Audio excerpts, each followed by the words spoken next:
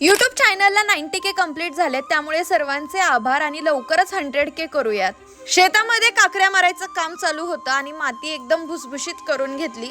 आमच्या आजीने तर काय सुट्टीच दिली नाही, काम एकदम जबरदस्त करून घेतलं। मोठ्या गोठ्यामध्ये आता कृष्णाला आणलंय, कारण की तो आता मोठा झालाय।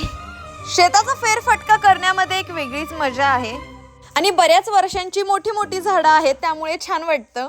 मकाचे कणस तोडायला गेले तर ते कवळेच होते, पण कुकीने मात्र काही सुट्टी दिली नाही। पहिलं माझ्या हातातून कणीस घेतला आणि खायला सुरुवात केली।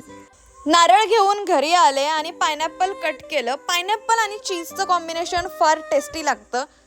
फेमस फळ म्हणजे ॲव्होकॅडोचा वापर करून मी आज नवीन पदार्थ बनवला आणि खूप टेस्टी झालेला। शेताच्या आजूबाजूला वाढलेलं गवत गुरांना खायला फारच छान वाटतंय, आवडीने खातात। नंतर मग आम्ही झुकिनी तोडायला सुरुवात केली आणि यातच दिवस गेला आमचा। तर भेटूयात उद्या, बाय।